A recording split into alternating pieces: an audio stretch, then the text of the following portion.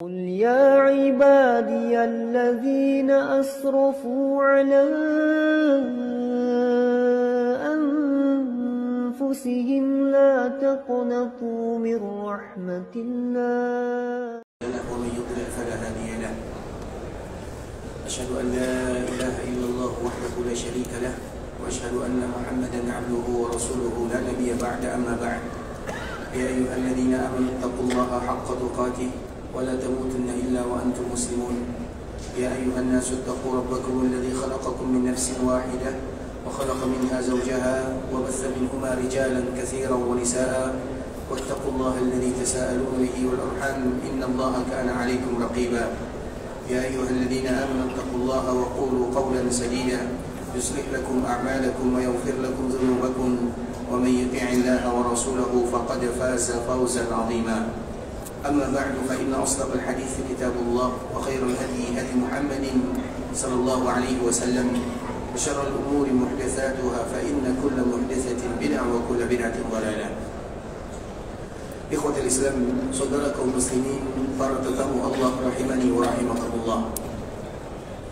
Alhamdulillah, Allah Subhanahu wa taala kembali memberikan kesempatan kepada kita bersama untuk bisa duduk di dalam masjid Rasulullah sallallahu alaihi wasallam, mengkaji ayat-ayat Allah Subhanahu wa taala, hadis-hadis Rasulullah sallallahu alaihi wasallam, ingin mendalami tentang sejarah Nabi kita yang mulia Muhammad bin Abdullah sallallahu alaihi wasallam. Karena tentunya ilmu yang sebenarnya adalah Al-Quran dan juga hadis-hadis Nabi sallallahu alaihi wasallam, dan itulah ilmu yang mengantarkan kita kepada Allah Subhanahu wa taala. Karena setiap ilmu yang akan mengantarkan kita beribadah kepada Allah, maka itulah ilmu yang sesungguhnya wajib bagi kaum muslimin untuk senantiasa menghabiskan waktunya untuk mendekatkan diri kepada Allah Subhanahu wa taala. Kesempatan tersebut alhamdulillah Allah Subhanahu wa taala berikan kepada kita, sehingga di samping kita datang ke kota Madinah untuk beribadah kepada Allah, namun kita juga ingin memperdalam ilmu agama, berbicara tentang ayat-ayat Allah Subhanahu wa taala dan juga hadis-hadis Rasulullah sallallahu alaihi wasallam. Dan semoga dikala kita membaca ayat-ayat Allah dan juga hadis Nabi, bertambah keimanan kita kepada Allah dan juga kecintaan kita kepada Rasulullah sallallahu alaihi wasallam. Kemudian salawat beriringkan salam semoga senantiasa tercurahkan buat junjungan alam Nabi kita yang mulia, uswah dan qudwah kita bersama Muhammad bin Abdullah sallallahu alaihi wasallam. Di antara kewajiban yang selalu dan senantiasa kita ucapkan adalah salam dan salawat kepada Nabi sallallahu alaihi wasallam. Terkhusus bagi kita yang ada di kota Madinah, dianjurkan bagi kita berziarah ke 5 tempat. Yang pertama adalah Masjid Nabawi, yang kedua adalah Masjid Quba, yang ketiga adalah perkuburan syuhada Uhud, yang keempat adalah perkuburan Baqi Al-Gharqad, dan yang kelima adalah perkuburan Nabi dan kedua orang sahabatnya. Di antara kewajiban yang tidak boleh kita lewatkan terkhusus bagi kita yang ada di kota Madinah adalah berziarah ke perkuburan Nabi sallallahu alaihi wasallam. Iya, bersolawat kepada Nabi sallallahu alaihi wasallam bisa kita ucapkan dari mana saja dan di mana saja kita berada. Karena memang dikala kita mengucapkan selawat kepada Nabi sallallahu alaihi wasallam, hukumnya sama. Tidak ada perbedaannya mereka yang berselawat kepada Nabi di kota Madinah dengan mereka yang berselawat kepada Nabi di Andalusia sana atau di Andalusia sana atau di daerah lainnya, semuanya sama. Kalau hukum berselawat semuanya sama. Mengapa yang demikian? Sebagaimana yang disebutkan oleh cucu Nabi itu sendiri. Cucu Nabi sallallahu alaihi wasallam, baik itu dari jalur Hasan ataupun dari jalur Husain, mereka sama-sama menyebutkan ma anta wa man bil Andalus illa sawa. Kamu yang ada di Madinah dan kamu yang ada di Andalusia sana, hukumnya sama dikala kalian mengucapkan salawat kepada Rasulullah sallallahu alaihi wasallam. Itu berbicara tentang salawat. Namun apabila berziarah tentunya tidak sama. Dan berziarah ikhwatul Islam itu dikhususkan bagi mereka yang dimudahkan oleh Allah Subhanahu wa taala datang ke kota Madinah. Dan alhamdulillah Allah Subhanahu wa taala mudahkan kita datang ke kota Madinah. Dan di antara salah satu kewajiban kita adalah berziarah ke perkuburan Nabi kita yang mulia. Iya, dikala kita berziarah yang kita baca juga salam dan solawat, tapi berbeda antara hanya sekedar mengucapkan salam dan solawat dengan mereka yang berziarah kemudian mengucapkan salam dan solawat kepada Nabi sallallahu alaihi wasallam. Dan itu merupakan nikmat dari Allah Subhanahu wa taala terkhusus bagi kita yang ada di kota Madinah, ketika kita berada di tempat yang paling mulia, yang mana itu merupakan tempat baginda Nabi Muhammad bin Abdullah sallallahu alaihi wasallam. Karena Madinah ini ikhwatul Islam, sebagaimana yang harus kita ketahui, dulu Madinah itu tidak pernah terbayangkan oleh Nabi sallallahu alaihi wasallam. Madinah itu tidak pernah diketahui oleh orang. Orang hanya mengetahui dengan kalimat Yasrib. Dan kita selalu menyebutkan kata-kata Yasrib memiliki makna yang tidak bagus. Tidak boleh seorang muslim mengatakan Madinah dengan penyebutan Yasrib, karena Yasrib itu diambil dari dua kata. Yang pertama diambil dari kata-kata tasrib. Tasrib itu artinya adalah celaan, cacian, hinaan, makian. Itu makna daripada kalimat tasrib. Dan dari kalimat tasrib itulah diambil kata-kata Yasrib. Artinya kalau kita menamakan Madinah dengan Yasrib, seolah-olah kita menghina kota Madinah. Siapa di antara kaum muslimin mereka yang berani menghina kota Madinah? Ini kota Nabi SAW. Makanya tidak boleh kaum muslimin mereka menamakan Madinah dengan Yasrib, karena kalimat Yasrib itu diambil dari dua kata yang kedua-duanya memiliki makna yang tidak bagus. Yang pertama diambil dari tasrib. Tasrib itu artinya cacian, hinaan, celaan, makian, dan yang semisalnya. Apa buktinya? Allah Subhanahu wa ta'ala menyebutkan di dalam Al-Quran ketika berbicara tentang Nabi Yusuf dan saudara-saudaranya, sebuah kisah yang paling indah, terutama bagi setiap kaum muslimin. Apabila mereka dilanda kesedihan, maka di antara salah satu penawar kesedihan agar dihilangkan adalah membaca surat Yusuf. Mengapa demikian ikhwatul Islam? Surat Yusuf ini bercerita tentang keluarga para nabi yang dimuliakan oleh Allah Subhanahu wa taala, namun penuh dengan luka dan duka. Nabi sallallahu alaihi wasallam dikala bersedih, maka Allah Subhanahu wa taala turunkan surat Yusuf untuk menghibur Nabi sallallahu alaihi wasallam. Demikian juga kita, kalau seandainya kita bersedih, maka di antara salah satu pelipur dari kesedihan tersebut adalah ayat-ayat Allah Subhanahu wa taala secara umum. Dan yang terpenting atau momen yang paling penting adalah dengan surat Yusuf tersebut, agar kita tahu ternyata masalah yang kita hadapi terlalu ringan dibandingkan dengan Nabi Yusuf dan juga keluarganya. Ternyata masalah yang kita hadapi tidak ada apa-apanya dibandingkan dengan orang-orang terdahulu. Nah, surat Yusuf ini ikhwatul Islam, surat yang dianjurkan bagi kaum muslimin untuk membacanya, agar mereka tahu bagaimana kisah-kisah yang sangat indah di dalam ayat-ayat Allah Azza wa Jalla. Dan satu-satunya Nabi yang diceritakan oleh Allah dalam Al-Quran secara sempurna, mulai dari awal sampai terakhir, adalah kisah Nabi Yusuf alaihissalam. Kisah yang sangat luar biasa. Di akhir kisah ikhwatul Islam adalah pertemuan antara saudara yang sudah lama terjadi keretakan di antara mereka. Karena memang musuh Nabi Yusuf yang pertama kali yang memusuhi Nabi Yusuf bukan musuh Nabi Yusuf, karena Yusuf tidak pernah punya musuh. Tapi yang memusuhi Nabi Yusuf adalah saudaranya sendiri.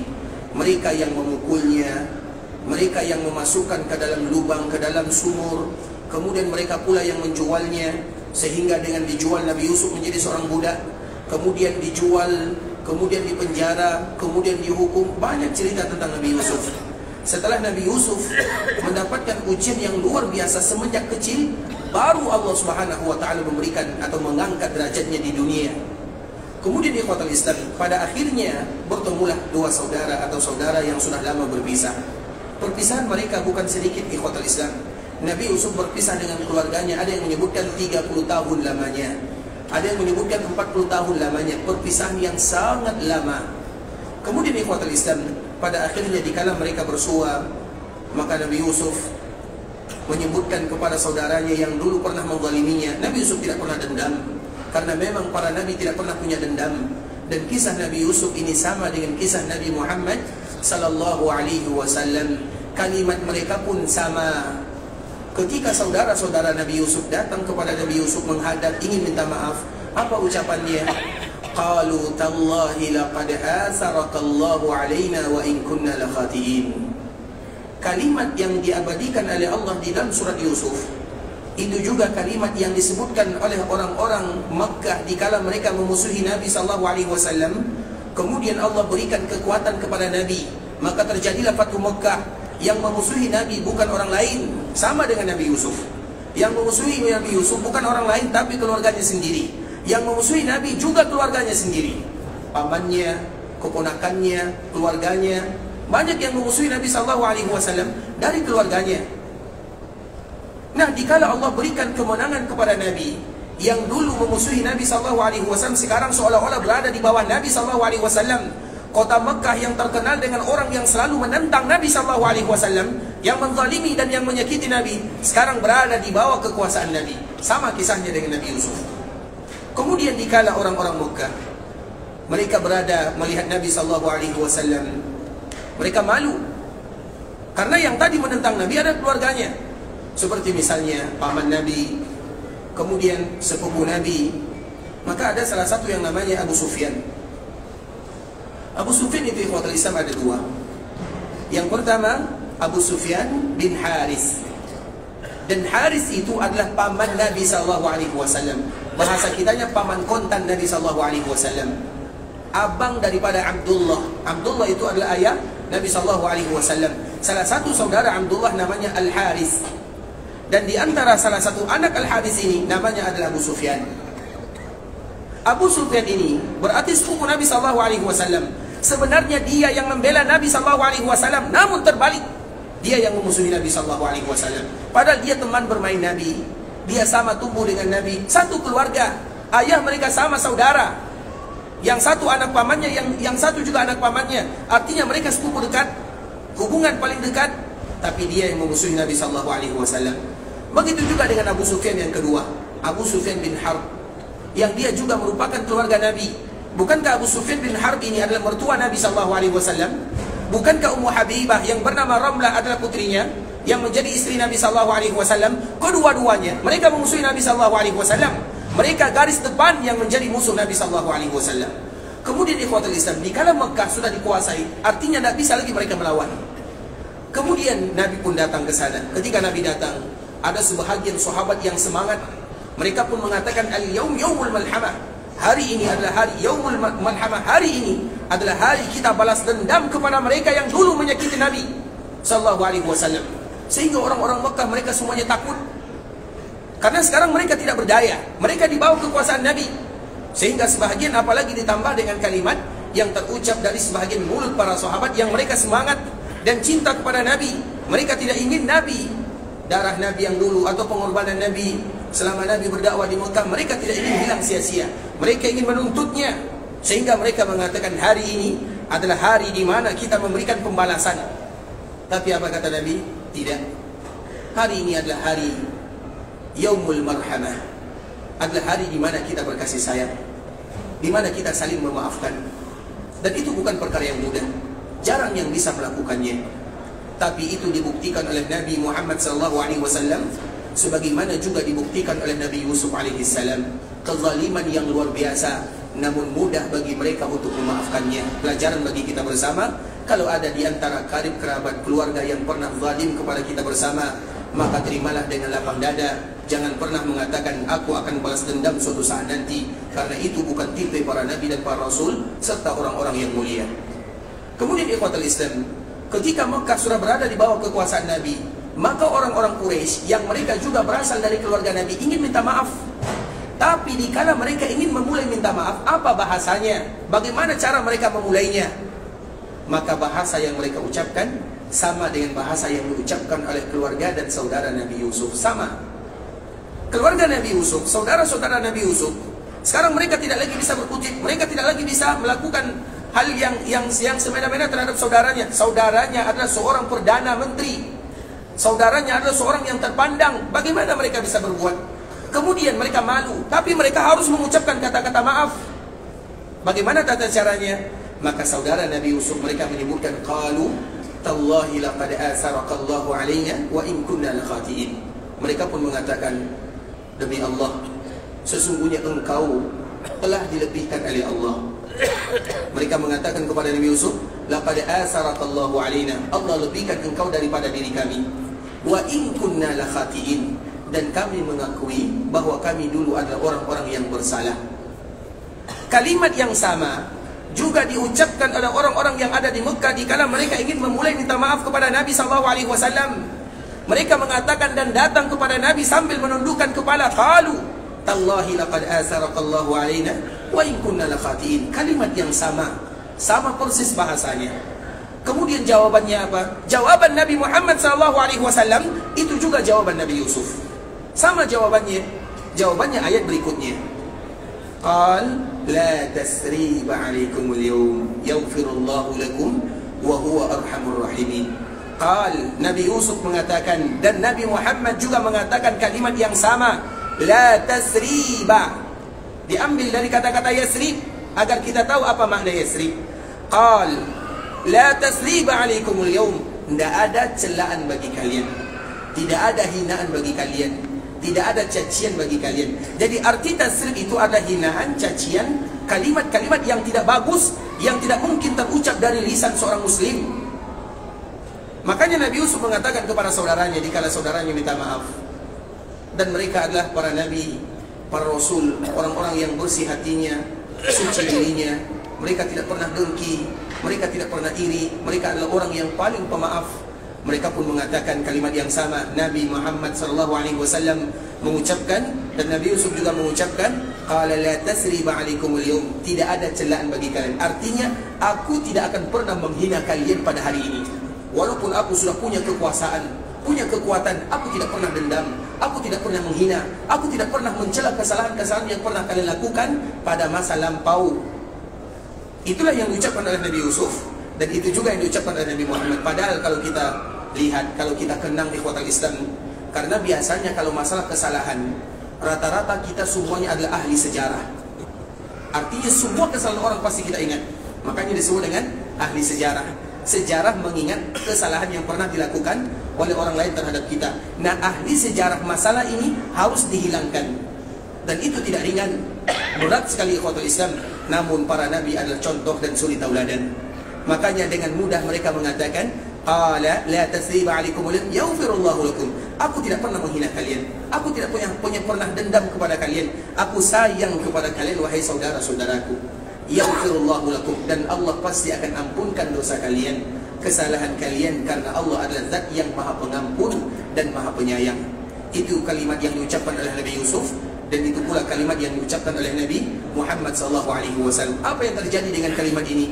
Saudara Nabi Yusuf semuanya meneteskan air mata. Mereka tidak menyangka, mereka yang mereka sangka adalah Nabi Yusuf akan balas dendam kepadanya, karena mereka terlalu zalim kepada saudaranya. Mana ada saudara yang ingin membunuh saudaranya? Mana ada saudara yang ingin menjadikan saudaranya sebagai seorang budak? Mana ada saudara yang ingin menjual saudaranya? Mereka mengira Nabi Yusuf akan balas dendam. Tidak. Nabi Yusuf merangkul mereka semuanya. Mereka berpelukan, bagaimanapun mereka satu keluarga dan satu ayah. Begitu juga dengan Nabi SAW. Makanya dikala terjadi Fatu Makkah, tidak satu pun yang datang kepada Nabi kecuali Nabi menerima taubatnya. Maka dari itulah Nabi SAW disebut dengan Nabiyut Taubah. Siapapun yang zalim kepada Nabi, maka Nabi akan membuka dadanya, akan menyambut mereka dan menerima maafnya. Padahal mereka lah dulu yang menghina, mencaci, memukul, menzalimi. Semuanya mereka lakukan untuk Nabi SAW. Namun jawaban Nabi adalah jawaban yang diucapkan oleh Nabi Yusuf AS. Nah, artinya ikhwatul Islam, dari cerita ini yang kita ingin ambil adalah kalimat tasrib. Qala la tasrib, karena kalimat yasrib diambil dari kata-kata yasrib. Tasrib itu artinya hinaan, celaan, cacian dan makian. Makanya kita kaum muslimin tidak boleh menamakan Madinah.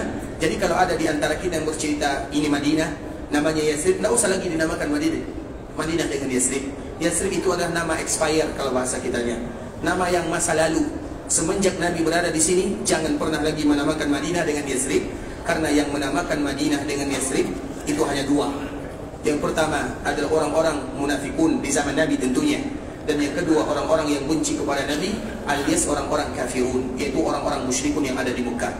Apa buktinya? Buktinya ikhwatul Islam, bahwa yang menamakan Madinah dengan Yasrib setelah Nabi melarang kita menamakan Madinah dengan Yasrib, yang pertama adalah orang-orang munafikun.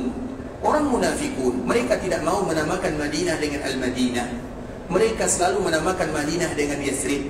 Kenapa mereka menamakan Madinah dengan Yasrib? Seolah-olah orang munafikun mengingatkan orang-orang Madinah akan keterpurukan mereka di zaman lampau. Mereka mengungkit sejarah lama agar orang-orang Madinah tahu bahwa mereka itu adalah orang-orang yang lemah. Makanya mereka menamakan Madinah dan tidak mau merubah Madinah kecuali dengan kata-kata Yasrib. dan Allah yang mengabadikan di dalam Al-Quran. Allah Subhanahu wa ta'ala menyebutkan di dalam surah Al-Ahzab, wa idh qalat ta'ifatun minhum ya ahla Yathriba la muqama lakum farji'u. Dikala terjadi perang Khandaq atau yang kita kenal dengan perang Ahzab. Ada yang ingat kapan terjadi perang Ahzab? Perang Khandaq yang tidak jauh dari Madinah. Di samping kanan kita ini ada namanya Bukit Sili'. Di belakang Bukit Sili', karena Bukit Sili' ini merupakan di antara benteng pertahanan Nabi dan kaum muslimin untuk menjaga kota Madinah. Di belakangnya maka dikenal dengan Khandaq atau Al-Ahzab. Cerita yang tidak terlalu jauh dari kota Madinah. Kapan terjadi kira-kira? Ada yang masih ingat? Tahun ke-7, tahun ke-6, tahun ke? Masya Allah, tahun ke-6. Betul, tahun ke-5. Siapa yang berani bertanggung jawab? Kenapa tahun ke-5, kenapa tahun ke-6? Nah, kenapa terjadi pada tahun ke-5? Ya sudah, tahun ke-5 apa lagi pertanyaannya? Karena memang terjadi pada tahun ke-5 Hijriah. Tapi ikhwatal Islam, dikala terjadi perang Khandaq ini, jumlah kaum muslimin sedikit. Mereka jumlahnya kurang lebih hanya 1.000 orang saja. Sedangkan musuh itu puluhan ribu. Kenapa puluhan ribu? Karena semua bangsa Arab pada waktu itu mereka bersatu. Bukan orang Mekah saja, tapi bangsa Arab. Mereka bersatu untuk melawan Nabi SAW.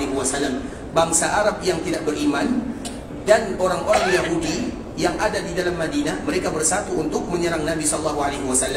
Sehingga peperangan ini merupakan peperangan yang betul-betul menusuk hati para sahabat Nabi. Apa makna menusuk hati? Betul-betul sesak dadanya melihat musuh yang banyak sekali.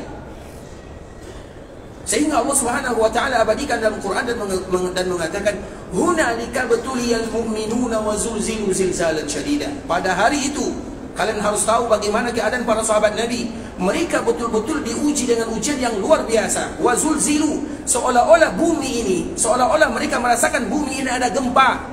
Coba bayangkan kalau kita terjadi gempa, apa yang kita lakukan? Kita akan lari. Apabila terjadi gempa, kita tahu gempa ya, zalazil. Apabila ada gempa, tidak ada orang yang tinggal di atasnya, semua akan lari. Tapi para sahabat yang beriman, mereka tidak lari. Artinya, peperangan ini ibarat gempa bagi mereka semuanya. Tapi tidak ada satupun yang lari. Yang lari hanyalah orang-orang munafikun. Ketika mereka lari, tidak cukup lari, tapi mereka juga provokasi. Mereka mengatakan kepada para sahabat yang bertahan, wa iz qalat ta'ifatun minhum ya ahla Yathrib, wahai kalian penduduk Yathrib. Padahal terjadi pada tahun ke-5 Hijriah. Madinah tidak lagi dinamakan dengan Yathrib. Sudah 5 tahun kata-kata Yathrib hilang. Tapi mereka kembali mengungkit luka yang lama. Mereka mengatakan, ya ahla Yathrib, la muqama lakum. Kalian tidak akan berani melawan pasukan yang banyak. Farji'u, pulang kalian, pulang kampung. Seolah-olah itu bahasa orang-orang munafikun. Tapi orang-orang yang beriman tidak mungkin meninggalkan Nabi SAW. Jadi itu kalimat yang mereka ucapkan. Kalimat yang diucapkan oleh orang-orang munafikun. Mereka tetap menamakan Madinah dengan Yathrib. Kemudian yang kedua, begitu juga dengan orang-orang Quraisy yang ada di Mekah. Mereka tidak mau menamakan Madinah dengan Madinah. Mereka tetap menamakan Madinah dengan Yathrib. Apa buktinya? Buktinya ikhwatul Islam, ketika terjadi umrah. Jadi umrah Nabi itu ada 4 kali. Ini hanya sekedar pengulangan saja. Pada tahun ke-6 Hijriah disebut dengan Umrah Hudaybiyah. Pada tahun ke-7 Hijriah disebut dengan Umratul Qadha atau Umratul Qadiyah. Kemudian pada tahun ke-8 Hijriah disebut dengan Umrah Ji'ranah. Kemudian pada tahun ke-10 Hijriah disebut dengan Umrah bersama Haji Nabi. 4 umrah inilah yang pernah dilakukan oleh Nabi SAW. Nah, umrah yang kedua, apa namanya tadi umrah yang kedua? Umratul Qadha atau Qadiyah. Ada 2 namanya. Yang pertama disebut Umratul Qadha, pengganti umrah yang sebelumnya. Karena umrah yang sebelumnya Nabi tidak jadi sampai ke Makkah Mukarramah. Artinya Nabi tidak jadi tawaf, tapi Nabi tetap dihitung sebagai orang yang umrah. Penggantinya pada tahun berikutnya maka disebut dengan Qadha. Dan yang kedua, para ulama mengatakan Qadiyah. Qadiyah itu artinya karena ada salah seorang sahabat yang dijadikan sebagai qadhi oleh Nabi, maka dinasabkan kepada dirinya disebut dengan Qadiyah. Kemudian ikhwatul Islam, ketika para sahabat datang, maka orang-orang Quraisy mereka tidak bisa lagi melakukan apa-apa terhadap kaum muslimin karena sudah diikat dengan perjanjian Hudaybiyah. Salah satu makna daripada perjanjian Hudaybiyah dan isinya bahwa kaum muslimin pada tahun ini tidak boleh melaksanakan ibadah umrah, baru tahun berikutnya mereka boleh melaksanakan ibadah umrah. Maka mereka pun pada tahun berikutnya berbondong-bondong pergi ke Mekah melaksanakan ibadah umrah. Kemudian sampai di Mekah, orang musyrikun hanya bisa gigit jari. Mereka tidak bisa melarangnya karena sudah ada perjanjian. Dan kaum muslimin dikala datang ke Mekah, maka orang-orang Quraisy mengatakan, akan datang kepada kalian suatu kaum wahanahum huma Yathrib, yang mana mereka sudah terjangkit dengan wabah yang ada di Yathrib. Artinya kenapa demikian? Karena Yathrib itu artinya tidak bagus.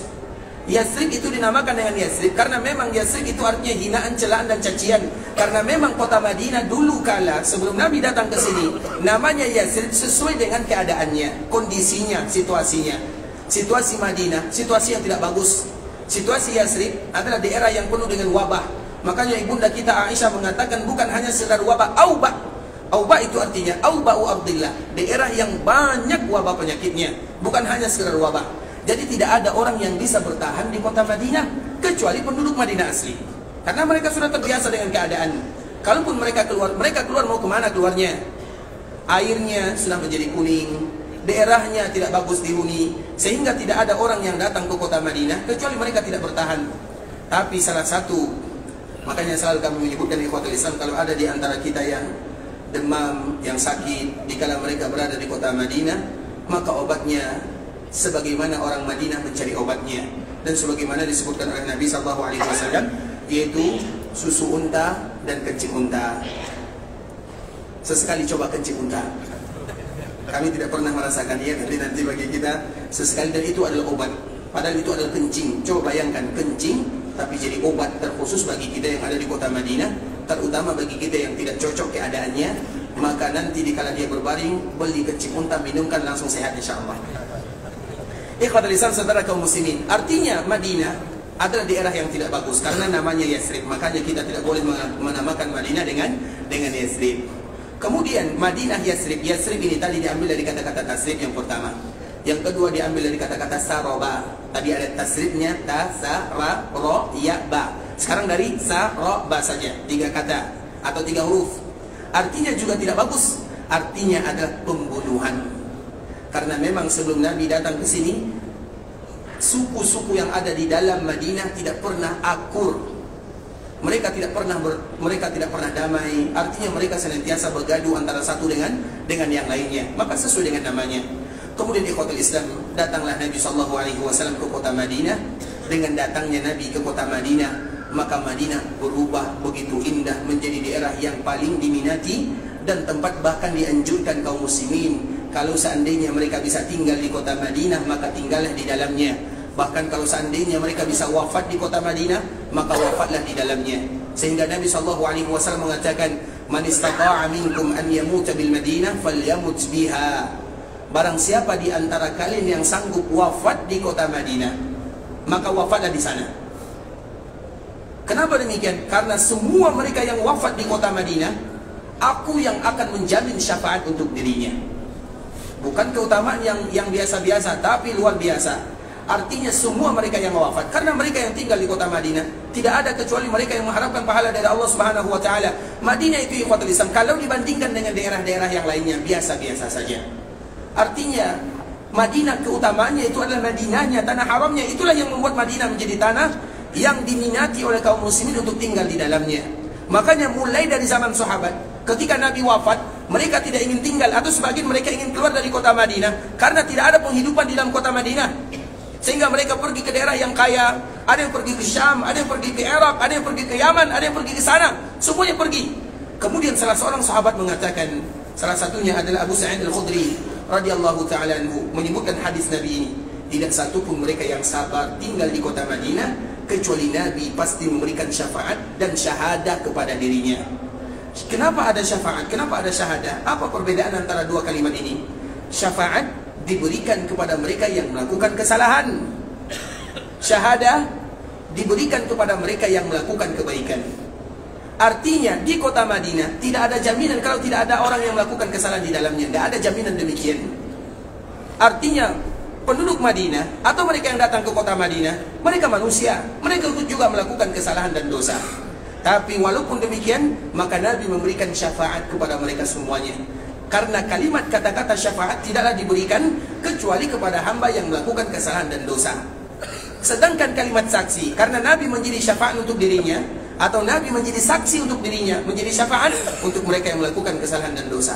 Menjadi saksi bagi mereka yang taat dan beribadah kepada Rabbul Izzati wal Jalalah. Artinya semuanya, semua mereka yang ada di sana kemudian bersabar tinggal di dalamnya, terutama kesabaran mereka sampai mereka dipanggil oleh Allah, maka itu merupakan nikmat yang luar biasa. Pesan dari Nabi menganjurkan kepada umatnya.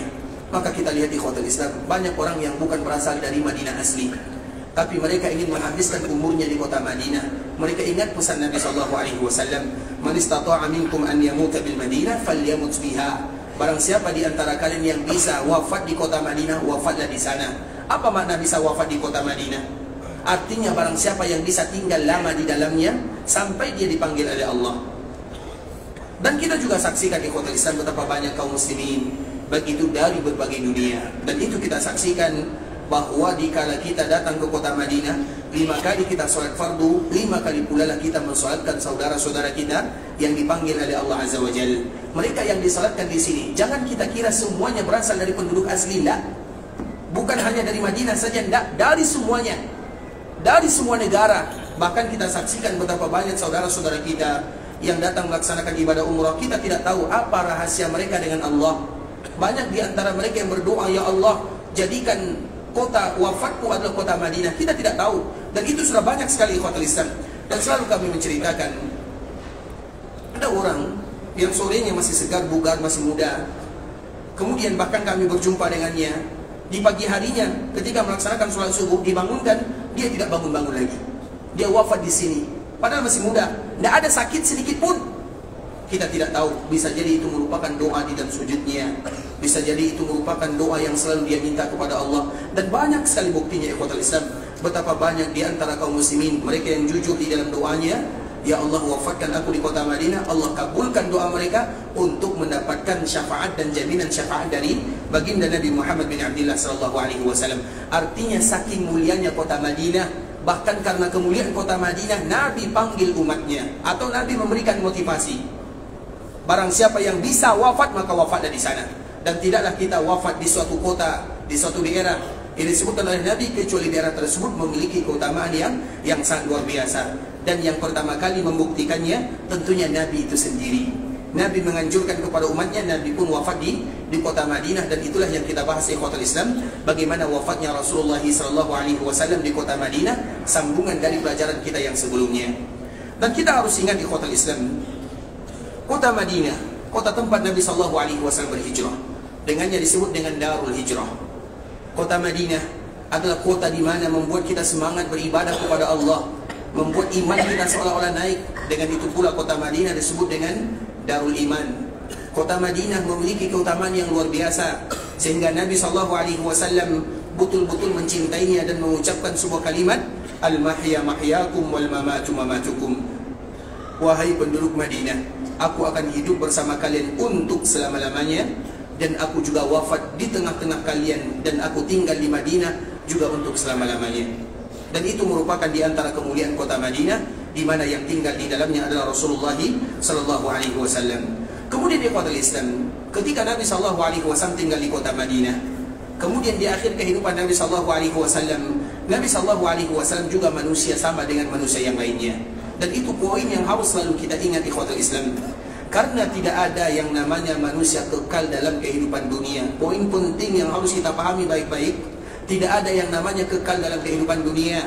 Kalau ada yang kekal dalam kehidupan dunia, maka yang paling pantas kekal itu adalah Muhammad bin Abdullah SAW.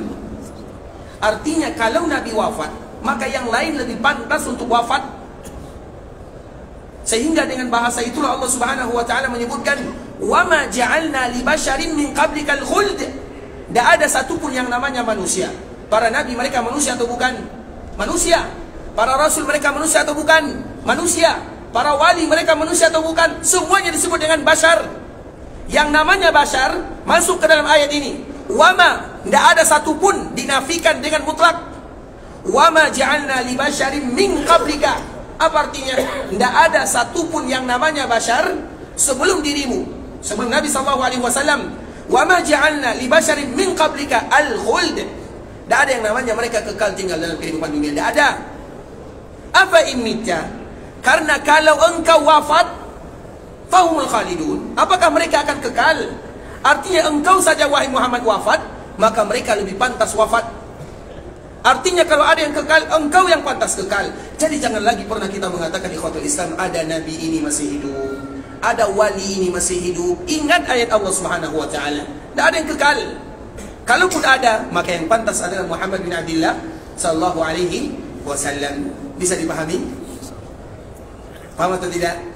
Bagaimana dengan pengecualian? Itu diserahkan kepada Allah Subhanahu wa taala. Tapi Nabi sallallahu alaihi wasallam juga menyebutkan yang demikian ikhwatul Islam, bahwa tidak ada setelah Nabi diutus 100 tahun kecuali semuanya mereka wafat. Semuanya tanpa dikecualikan oleh Nabi sallallahu alaihi wasallam. Jadi tidak ada yang namanya manusia kekal. Siapapun dia. Oh, masih ada ustaz, masih ada nabi ini, masih ada wali ini. Ingat ayat Allah Subhanahu wa taala, kalau yang ada hidup di dunia mereka lama umurnya, maka yang paling pantas lama umurnya tinggal di dunia adalah Muhammad bin Abdullah sallallahu alaihi wasallam. Kemudian ikhwatul Islam, di dalam ayat di akhir suratul Kahfi, Allah Subhanahu wa taala juga menyebutkan, "Qul innama ana basyarun mithlukum yuha ilayya annama ilahukum ilahu wahid." Sebagaimana ayat yang tadi dibaca oleh imam di rakaat pertama. Qul, katakan kepada umatmu wahai Muhammad, aku ini bashar. Masih kalimat yang sama. Tadi disebutkan oleh Allah dalam surah Al-Anbiya, sekarang disebutkan oleh Allah di akhir surah Al-Kahfi. Disebut dengan kata-kata basyarun. Bashar itu yang namanya manusia bashar. Contohnya kulit. Kulit ini siapa yang tahu apa bahasa Arabnya? Bahasa Arab kulit. Kulit kita ini apa bahasa Arabnya? Basyarah. Bahasa Arabnya basyarah. Artinya yang namanya bashar dia seperti kita ini. Diambil dari kata-kata itu, yang ada kulitnya, yang berbentuk manusia yang tercipta dari tanah. Nabi SAW juga demikian keadaannya, sebagaimana manusia yang lain. Maka Nabi juga SAW demikian. Karena yang namanya bashar, mereka berasal dari tanah dan akan kembali ke tanah. Itu namanya bashar. Makanya Nabi kenapa dikuburkan? Kenapa Nabi SAW tidak? Karena ikhwatul Islam, jasad Nabi tidak sama dengan jasad kita. Kalau seandainya Nabi tidak dikuburkan, Nabi tetap tinggal berbaring, wafat. Walaupun Nabi wafat, Nabi berbaring di rumah Aisyah sampai hari kiamat, maka jasad Nabi tidak akan pernah berubah untuk selama-lamanya. Nabi tibta hayyan wa mayyita. Nabi itu indah, mulia, bagus, wangi. Jasadnya sempurna. Nabi hidup, Nabi wafat, jasadnya tetap mulia dan sempurna. Bukankah Abu Bakar radhiyallahu ta'ala anhu mengatakan, ketika Nabi wafat, kemudian orang-orang Madinah, banyak di antara mereka tidak percaya. Bahkan Umar, yang levelnya sahabat yang mulia, dia juga tidak percaya. Wallahi ma mata Rasulullah. Dia mengatakan, demi Allah, Nabi tidak wafat. Demi Allah, dia bersumpah dengan nama Allah Subhanahu wa ta'ala. Dan kita tahu kalau orang yang bersumpah dengan nama Allah, kemudian ternyata pernyataannya salah, maka harus ada dendanya, kafaratnya. Nah, Umar mengatakan yang demikian. Wallahi ma mata Rasulullah sallallahu alaihi wasallam. Demi Allah, Nabi tidak wafat. Dan para sahabat yang lain, tidak ada satupun mereka yang bisa mengucapkan kata-kata. Karena kalau Umar yang berbicara, siapa yang bisa melawan Umar? Kalau ada yang berbicara, Umar sudah memegang pedangnya. Kita tahu Umar bin Khattab radhiyallahu ta'ala anhu, jangan main-main dengannya. Umar, siapa yang berani menutup mulut Umar dikala Nabi sallallahu alaihi wasallam wafat? Karena tidak ada yang berbicara. Datang Abu Bakar As-Siddiq. Kemudian dikala Abu Bakar datang, salat dulu 2 rakaat di dalam Masjid Nabawi. Kemudian baru dia masuk ke rumah putrinya Aisyah. Kemudian dia melihat Nabi sudah terkujur kaku, ditutupi oleh kain, sebuah pakaian yang sangat indah yang berasal dari daerah Yaman, Habarah namanya. Kemudian muka Nabi juga ditutup. Kemudian dibukalah oleh Abu Bakar muka Nabi sallallahu alaihi wasallam untuk memastikan bahwa Nabi betul-betul wafat. Kemudian setelahnya tentunya menetes air matanya. Kemudian dicium kening Nabi sallallahu alaihi wasallam sambil mengatakan, "Tibta hayyan wa mayyitan ya Rasulullah." Ya Rasulullah, engkau itu tibta. Tibta itu apa artinya? Diambil dari kata-kata tib. Tib itu apa arti tib? Tabah. Apa arti tabah? Di antara salah satu nama Madinah adalah tabah, tiba. Apa arti tib? Tib itu arti ini. Artinya, ini tib ini bahasa Arabnya adalah tib. Ini tib namanya. Siapa yang mau? Silakan. Yang pertama ya, Masya Allah, barakallahu fiik. Kalau khairan. Itu namanya tib. Itu namanya tib. Nah, itulah bahasa yang diucapkan oleh Abu Bakar As-Siddiq radhiyallahu ta'ala. Tibta, artinya engkau indah, engkau wangi, engkau sempurna. Hayyan wa mayyita. Engkau itu indah, sempurna. Engkau hidup, engkau sempurna. Karena selalu kita mengatakan jasad Nabi adalah jasad yang barokah dan sempurna. Tidak boleh kita ukur dan kita kiaskan dengan jasad manusia biasa. Tidak boleh. Keringat Nabi keringat yang wangi. Dahak Nabi pun, air ludah Nabi adalah air ludah yang barokah. Bahkan dahak Nabi pun dahak yang tidak pernah sampai ke tanah. Setiap Nabi berdahak sudah ada yang menampungnya. Ada para sahabat yang menampungnya, kemudian mereka oleskan ke badannya. Kita saja, dahak kita saja kita tidak berani, apalagi dahak orang lain. Iya atau tidak? Dahak kita tidak berani. Kalau Nabi tidak sama, maka itulah disebut oleh Nabi SAW, atau itulah yang kita sebutkan Nabi manusia biasa. Iya, tapi ada perbedaan Nabi SAW dengan manusia biasa. Tapi secara umum Nabi adalah manusia biasa. Nabi tercipta sebagaimana tercipta manusia biasa. Makanya Nabi dikuburkan. Kenapa Nabi dikuburkan? Setiap yang dikuburkan itu ikhwatul Islam, karena Allah keedah di dalam agama atau keedah dalam dunia. Keedah dalam dunia sebagaimana yang diabadikan oleh Allah dalam surat Taha, minha khalaqnakum wa fiha nu'idukum. Darinya kami ciptakan kalian dan kepadanya kami akan dikembalikan. Makanya kenapa Nabi dikembalikan ke tanah? Karena Nabi berasal dari tanah. Makanya Nabi dikembalikan ke tanah. Walaupun kalau seandainya Nabi tidak dikuburkan, kalau seandainya Nabi tidak berasal dari tanah, Nabi tidak akan dikuburkan. Kalau Nabi tidak dikuburkan, jasad Nabi tidak akan pernah lecet sedikit pun, tidak akan pernah berubah, tetap indah, tetap dijaga, karena Allah yang menjaganya. Makanya kita harus ingat itu baik-baik ikhwatul Islam. Nabi Bashar. Bashar itu sebagaimana secara umum manusia biasa tercipta dari tanah, dikembalikan ke tanah, sebagaimana baginda Nabi Muhammad bin Abdullah sallallahu alaihi wasallam. Makanya ayat ini menyebutkan qul innama ana basyarun mislukum. Katakan wahai Muhammad kepada umatmu, katakan kepada mereka semuanya, sesungguhnya aku adalah basyarun mislukum, manusia sama dengan kalian. Perbedaan Nabi dengan kita apa? Sambungannya yuha ilayya. Hanya saja Nabi diberikan wahyu. Artinya Nabi manusia biasa, iya, tapi Nabi juga Rasul yang paling mulia. Annama ilahukum ilahu wahid. Yang mana dengan diwahyukan kepada Nabi SAW, maka Nabi ingin memberitahukan kepada kita semuanya, annama ilahukum ilahu wahid, bahwa ingat ini adalah dakwah Nabi SAW. Kenapa Nabi diutus oleh Allah Subhanahu Wa Taala? Untuk menyampaikan kalimat ini, sehingga semua mereka yang ingin berdakwah di jalan Allah, maka lihat bagaimana cara Nabi berdakwah. Yang pertama kali, annama ilahukum ilahun wahid, bahwa tiada ilah yang berhak disembah kecuali Allah Subhanahu Wa Taala. Ilah itu banyak. Ilah itu artinya disembah. Tapi ilah yang berhak disembah tidak ada kecuali satu saja. Yang disembah selain Allah banyak sekali di dunia. Makanya kita bersyukur kepada Allah Subhanahu Wa Taala. Nikmat itu ikhwatul Islam, nikmat kita menyembah Allah, nikmat kita meletakkan dahi kita ini, kening kita ini di tanah, di lantai, itu nikmat yang luar biasa dari Allah Subhanahu Wa Taala. Yang lebih pintar dari kita banyak, yang lebih kaya banyak, yang lebih kuat banyak, yang lebih sempurna banyak, tapi mereka tidak dimudahkan oleh Allah untuk bersujud kepadanya. Mereka menyembah yang lain, tapi kita dimudahkan oleh Allah. Kita manusia biasa ala kadarnya, tapi yang paling mulia di antara atau yang ada pada diri kita ketika kita mengatakan la ilaha illallah, annama ilahukum ilahu wahid. Itu merupakan nikmat yang luar biasa yang bisa menyelamatkan kita dari neraka Allah Subhanahu Wa Taala. Kemudian ikhwatul Islam, apa sambungan ayatnya? Nabi pun mengatakan, faman kana yarju liqa'a rabbih, barang siapa di antara kalian yang ingin berjumpa dengan Allah. Dan kita tahu ikhwatul Islam, tidak semua kita ingin berjumpa dengan Allah Azza wa Jalla. Banyak di antara manusia, banyak di antara hamba yang mereka tidak ingin berjumpa dengan Allah. Kenapa mereka tidak ingin berjumpa dengan Allah? Karena mereka tidak ada persiapannya. Makanya orang yang tidak ada persiapannya ingin berjumpa dengan Allah, diibaratkan di dalam hadis Nabi SAW, ibarat seorang budak yang melarikan diri dari majikannya. Kemudian budak ini tiba-tiba ketahuan dan ditangkap. Kira-kira apa yang dia bayangkan kalau dia diantarkan kembali kepada majikannya? Dia akan membayangkan dia dihukum, dia dicambuk, dia dipenjara, semuanya yang dia bayangkan. Begitu juga lah kita ini, mohon maaf ya, bahasa untuk kita ini adalah abdun. Abdun itu apa artinya? Abdun, hamba. Apalagi artinya? Hamba itu bahasa yang indah, bahasa yang keren. Apalagi arti abdun? Budak.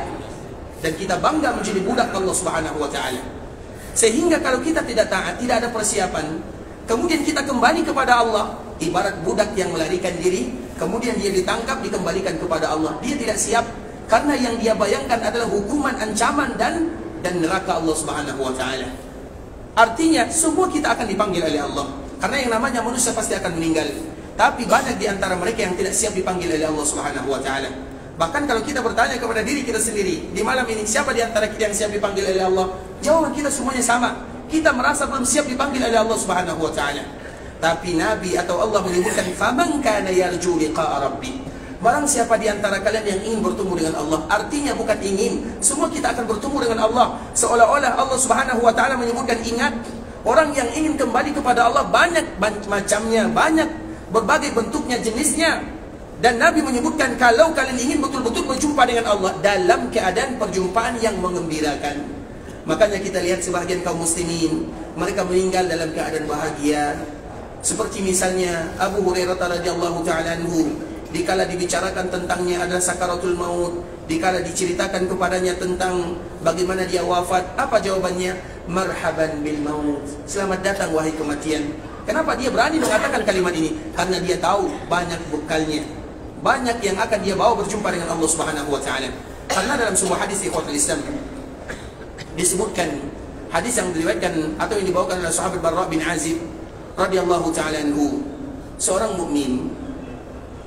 mukmin apabila mereka meninggal atau dikala malaikat maut ingin datang mencabut nyawanya, maka ruhnya berkumpul di dadanya. Kita tahu roh, kita tahu artinya, kita tahu maknanya, tapi kita tidak pernah tahu tentang hakikatnya. Siapa di antara kita yang tahu di mana posisi rohnya? Tidak ada. Siapa yang tahu berapa ukuran rohnya? Tidak ada. Apa warnanya? Tidak ada yang tahu. Berapa panjangnya? Tidak ada yang tahu. Padahal itu ruh yang ada dalam jasad kita, namun kita tidak tahu. Dan memang Allah yang merahasiakan. Namun dikala wafat, maka roh ini berkumpul. Kemudian dia berada di dadanya. Datang malaikat. Ketika roh berkumpul, datang malaikat, maka mudah dicabut.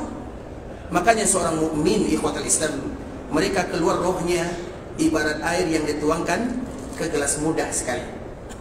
Begitulah seorang mukmin ketika mereka datang malaikat maut, ibarat air yang dari gelas dituangkan ke gelas, begitu mudah mengalirnya. Sehingga ada di antara mereka, jika mereka dicabut nyawanya, mereka bahagia karena mereka tahu banyak persiapannya, banyak bekalnya, banyak salatnya, banyak puasanya, banyak ibadahnya, banyak sedekahnya, banyak amal ma'rufnya, baktinya, banyak ikhwatul Islam. Itu kalau seorang mukmin. Tapi kalau seorang yang bukan mukmin, baik karena kekufurannya atau karena kefasikannya, bagaimana caranya? Maka ruh yang tadi ada di jasadnya semuanya lari. Kalau seorang mukmin ruhnya dikumpulkan sehingga mereka tinggal mengambilnya, mudah sekali. Sedangkan mereka yang lain daripada itu, ruhnya akan berlari di jasadnya, lari ke kanan, lari ke kiri, lari ke bawah, sehingga untuk mengumpulkan roh itu susah. Seperti ibarat ikhwatul Islam, ibarat paku ditancapkan ke meja ini misalnya, kemudian setelah paku ini menembus ke bawah, kemudian yang di bawah itu diputar lagi, dipukul lagi ke bawah, diputar, dibengkokkan. Bagaimana cara kita mencabut paku itu? Mudah atau sulit? Sulit. Begitulah seorang yang fasik atau mereka yang tahu kalau mereka tidak ada persiapan berjumpa dengan Allah Subhanahu wa taala. Makanya malaikat maut itu mereka mencabutnya dengan susah. Kenapa? Karena rohnya lari. Yang satu ke sana, yang satu ke sini, lari, berpencar di tubuhnya. Untuk mengumpulkannya susah, sehingga dikala ditarik, maka dia merasakan sakarat yang betul-betul menyusahkan dirinya. Maka itulah yang disebutkan oleh Allah Subhanahu wa taala. A'udzubillahi minasyaitonirrajim. Bismillahirrahmanirrahim. Wan nazi'ati gharqa. Apa arti wan nazi'at? Apa arti naza'? Naza' itu artinya dicabut. Paku yang tadi ditancapkan, dibengkokkan di bawah, kemudian dicabut. Sulit sekali untuk mencabutnya. Maka itu disebut dengan wan nazi'ati gharqa. Ada malaikat yang tugasnya namanya malaikat naza'. Naza' itu artinya mencabut. Mereka tidak mau, tapi waktunya sudah habis, tetap dicabut nyawanya. Sehingga dia dalam keadaan kesakitan. Makanya banyak kita saksikan yang demikian di ikhwatul Islam. Dan itu disebutkan oleh wan nazi'ati gharqa. Kemudian yang kedua, wan nasyitati nasta. Malaikat yang kedua, malaikat untuk orang-orang mukmin. Wan nasyitati, lembut, mudah. Karena biasanya seperti misalnya kita misalnya pergi ke dokter. Kemudian biasanya kalau ke dokter disuntik, ambil darah dan yang semisalnya. Coba kalau cara pengambilan darahnya pelan-pelan sekali, pasti kita sakit hati, karena kita merasakan sakit yang luar biasa. Tapi mereka yang ahli cuk, langsung masuk, kemudian diambil darah, selesai. Nah begitulah wan nasyitat. Nasyitat itu lincah, lihai, sudah ahli di bidangnya, sehingga dikala mencabut nyawa seorang mukmin, cuk, ambil, selesai. Maka dia wafat dalam keadaan tenang, dalam keadaan nyaman, dalam keadaan gembira, dalam keadaan tertawa. Sedangkan mereka yang tadi wan nazi'at, maka dia wafat dalam keadaan betul-betul sulit. Maka tentu itu dikembalikan kepada kita ikhwatul Islam. Tujuan kita mengatakan kalimat ini agar kita sama-sama termotivasi, terutama momen kita berada di kota Madinah. Dikala kita berada di kota Madinah, dikala kita diberikan kesempatan oleh Allah Subhanahu wa taala untuk bisa datang ke tanah haram. Tanah haram ini dijadikan tanah haram, dijadikan tanah barokah. Itu adalah hadiah dari Allah Subhanahu wa taala kepada kita bersama. Apapun yang kita lakukan di sini dilipat gandakan pahalanya.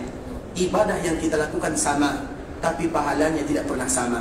Salat yang kita lakukan, salat wajib 5 waktu, tapi salat yang kita lakukan tidak sama nilai pahalanya. Makanya salat di Masjid Nabawi, salat fardu, berapa pahala yang kita dapatkan? Siapa yang bisa jawab? 1000. Masya Allah. Silakan yang pertama ya, Masya Allah. Barakallahu fiikum. Tapi salah ya. Baik, berapa pahalanya? Baik, salat saja di Masjid Nabawi berapa pahalanya? Jangan katakan 1000, lebih dari 1000. Baik.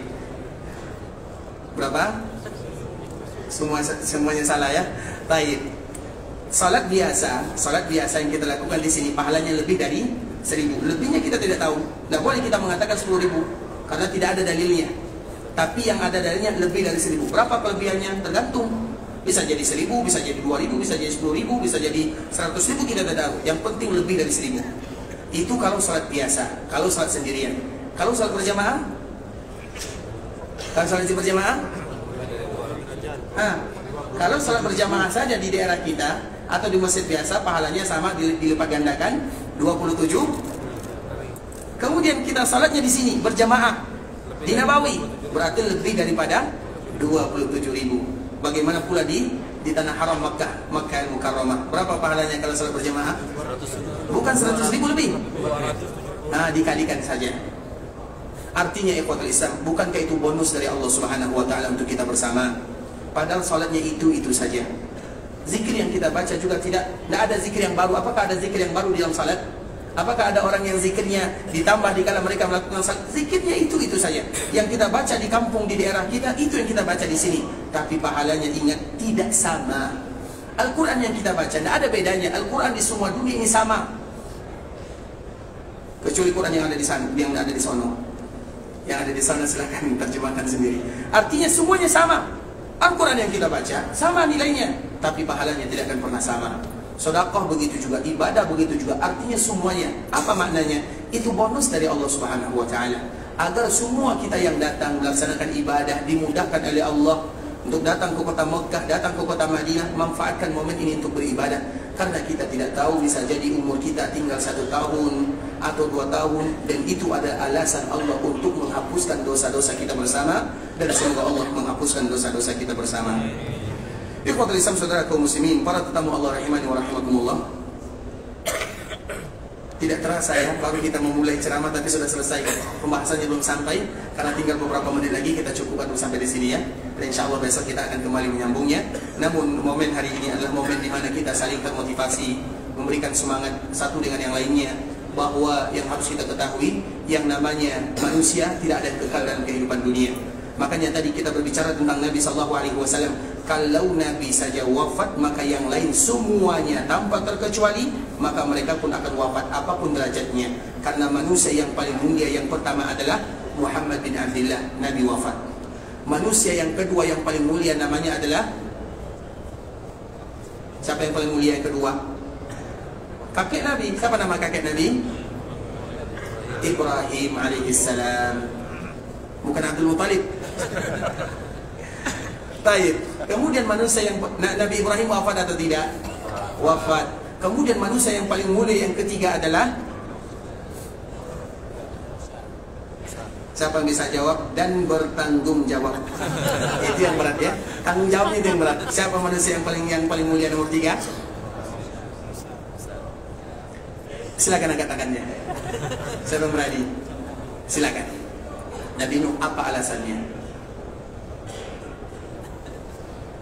Apa alasannya? Baik, silakan. Nabi Musa apa alasannya? Taib, masya Allah, masya Allah. Sebelum kita lupa, masya Allah, bisa diaparkan, masya Allah. Lihat, langit itu ketika Nabi pergi Isra Mi'raj, maka siapa yang ada di langit ketujuh? Nabi Ibrahim. Siapa yang ada di langit keenam? Nabi Musa. Siapa yang ada di atas Sidratul Muntaha yang lewat? Nabi. Susah jawabnya ya. Nabi Muhammad SAW. Bukan susah karena tidak tahu. Baik, ikhwatul Islam, saudara kaum muslimin, para tamu Allah rahimani wa rahimakumullah.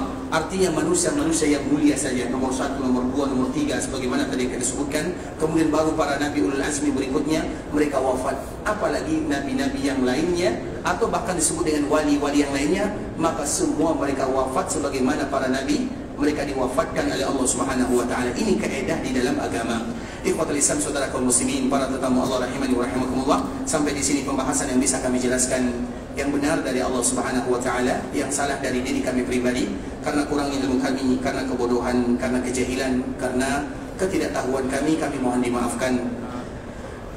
Dan kita senantiasa berharap kepada Allah untuk senantiasa menjaga kita bersama, memberikan kesehatan, memberikan ampunan. Kalau ada di antara kita yang ingin beribadah di Makkah Al-Mukarramah, semoga Allah Subhanahu wa taala kabulkan doa-doa yang dia minta kepada Allah. Semoga Allah Subhanahu wa taala menerima semua amal ibadah yang dia lakukan. Semoga umrah yang mereka lakukan dijadikan umratun maqbulah wa umratun mabrurah wa sa'yan mashkura wa dhanban maghfura.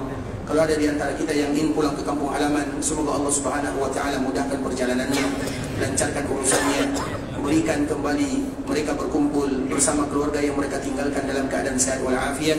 Dan semoga kita selalu terpanggil menjadi tamunya Allah Subhanahu wa taala, melaksanakan ibadah di kota Mekah dan di Madinah. Dan sebelum kita menutupnya, ikhwatul Islam, kita ingin senantiasa memberikan motivasi kepada kita bersama. Yang harus kita ketahui, ketika kita berada di Masjid Nabawi, ada suatu amalan yang tidak boleh kita lewatkan.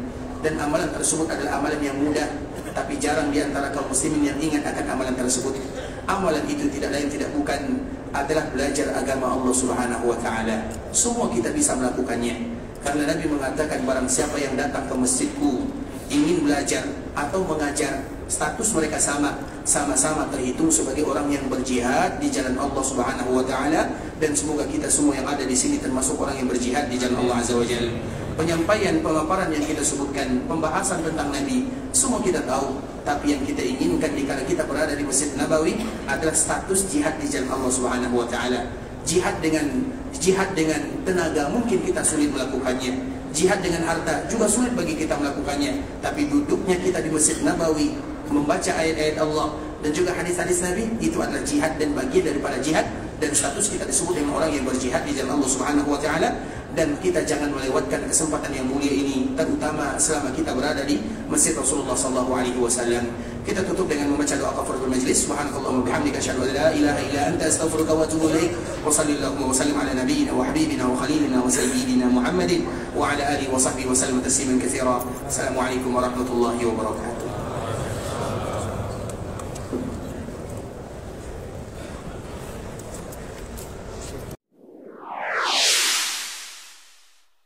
قل يا عبادي الذين أسرفوا على